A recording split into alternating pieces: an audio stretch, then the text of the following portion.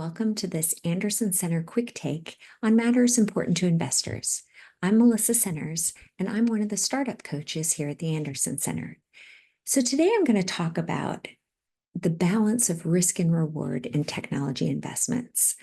Oftentimes, investors see investment success stories like NVIDIA, many of the other Meta, other tech companies, or really even the emergence of an entire industry, think AI, and they think, I need to invest in that. And that tremendous opportunity for return is often the reward. But not all tech investments are created equal. When you're thinking about a company, of course, you want to think about things like their target market. How much are they reaching that target market? Their financials, including their burn rate. How fast are they burning through their cash? Return on investment, having a coachable founder, what differentiates them in the marketplace. These are all really important things, and we have lots of videos to address those types of issues. But what I also want to focus on is something unique to technology.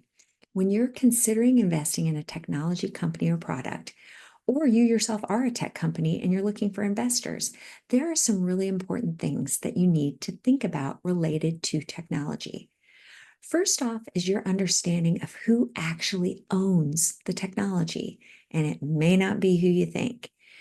For example, when people think ownership, a lot of times they think about intellectual property, but what I'm talking about is simpler. A lot of technologies aren't actually patentable.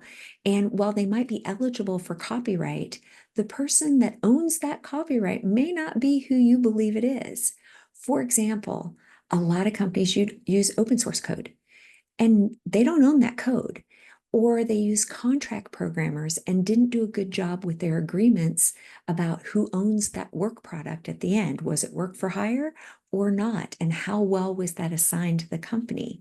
If they don't clearly articulate that they own that work product, they may not.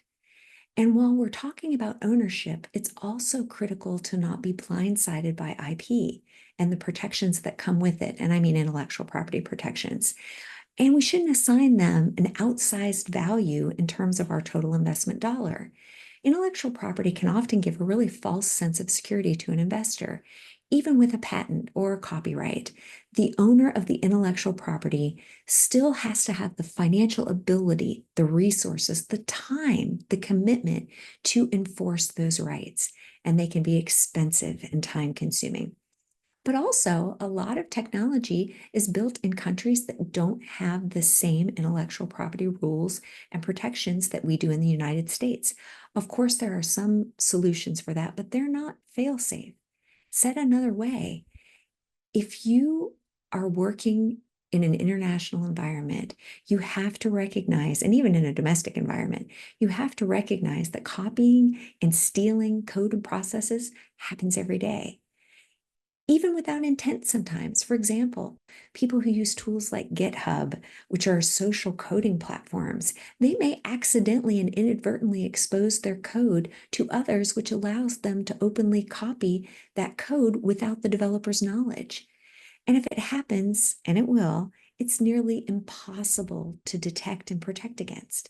So the best protection for any tech company is not simply to rely on those legal protections, but instead to grab a large share of the marketplace quickly. Think about Twitter in its heyday. It wasn't the best platform, and there were lots of other people that were trying to do the same thing that they were and that copied their approach down to the appearance of the screens. But Twitter had such an ingrained market that even though there were copies out there, it managed to win, even though those copies sometimes were better, because it had that graspy brand that kept people coming back.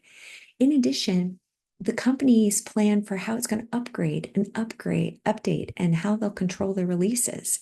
So if you've ever had an iPhone, you know how often technology tools need to be updated, how a company plans for those improvements, how they're going to decide what value-added extra features they're going to add, and how they'll control those releases to avoid being the next CrowdStrike are all really critical to the ultimate value of the technology in the company.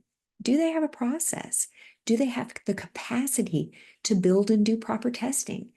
Are their processes for upgrades and updates proven? Are they repeatable? And speaking of CrowdStrike, how will that tech company manage security? And how will it comply with the varying state law related to security regulations? That's going to be critical to its long-term success, its reputation, and its adoption, regardless of whether the target customer is a person or a company. And finally, for many technologies, especially those that are targeting the B2B space, so they're made for business, understanding how that technology will integrate and play with the other established platforms in the target organizations.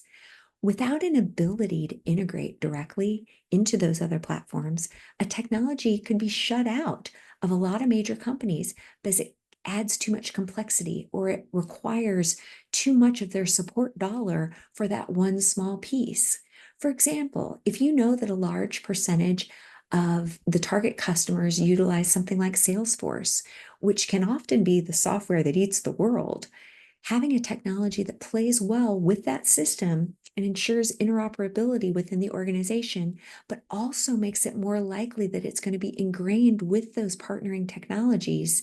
That is a strategy that will ensure that that customer is the company's customer for years to come.